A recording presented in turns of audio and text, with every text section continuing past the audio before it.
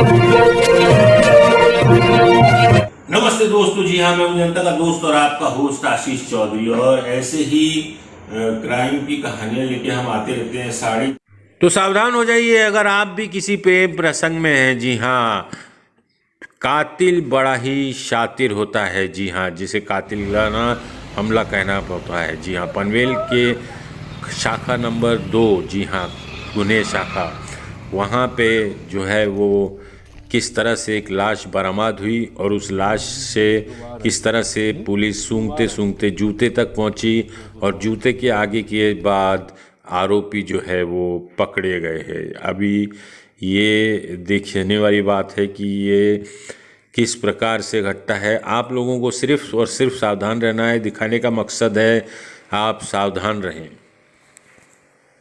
सतर्क रहें, सुरक्षित रहें, सावधानी बरतें, क्योंकि इस प्रकार के प्रेम प्रसंग आप कई देख चुके हैं। उसमें से प्रमुख अगर आप देखेंगे तो श्रद्धा और आफ्ताब का जो मर्डर केस था वो है। सुनते हैं डीसीपी साहब को।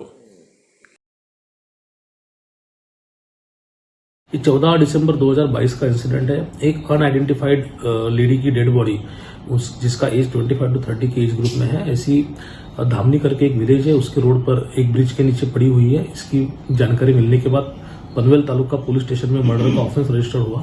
Crime branch Navi Mumbai police की क्राइम ब्रांच यूनिट 2 के जो हमारे पीआई है रविंद्र पाटिल और उनकी टीम एपीआई फड़तरे, उन्होंने उसका पैरेलल इन्वेस्टिगेशन स्टार्ट किया, जिसमें हमें कुछ फिजिकल एविडेंसेस मिले। जिस एविडेंस से हमें पता चला कि कुछ दिनों पहले जो डिसीज्ड है वो एक शॉप में गई थी, जहां पे से उसने अपनी सैंडल खरीदी है। उसके साथ एक उसका साथीदार था, उसका दोस्त था। हमें काफी तहकीकात के बाद ये पता चला कि वो किसी जिम में ट्रेनर का काम करता है। जितने नवी मुंबई में जिम है, इसमें जब हमने तहकीकात की तब घनसोली में एक जिम में एज अ पर्सनल ट्रेनर करके काम करता है, ऐसी मालूमात मिली। इसके वेयर अबाउट्स निकाले गए। उसके बाद उसका जो साथीदार था इसमें, जो को एक्यूज था, उससे सबसे पहले हमने यूनिट 2 की टीम ने कस्टडी में लिया। उसके इंट्रोगेशन से मेन एक्यूज का हमें पता मिला। ट्रैप लगा के और इन्वेस्टिगेशन के बाद मेन एक्यूज को भी पकड़ा गया और इसकी पूरी कॉन्स्पिरेसी हमें पता चली है। जो एक्यूज्ड है, मेन एक्यूज जो है उसका और जो डिसीज लेडी है उसका दोनों का अफेयर था।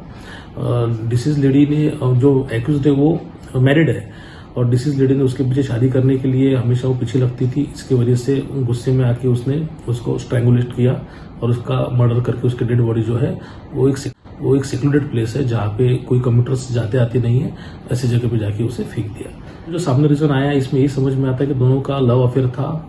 डिसीज अनमेरिड है और एक्यूज जो है वो मैरिड है। डिसीज एक्यूज को हमेशा बोलती थी शादी करो मेरे साथ, और जिसके लिए एक्यूज ने हमेशा मना किया है। इसी से चलते उनके काफी झगड़े काफी दिनों से चल रहे थे और इसी झगड़ों में जो गुस्से में आके इंसिडेंट हुआ, ऐसे समझ में आता है।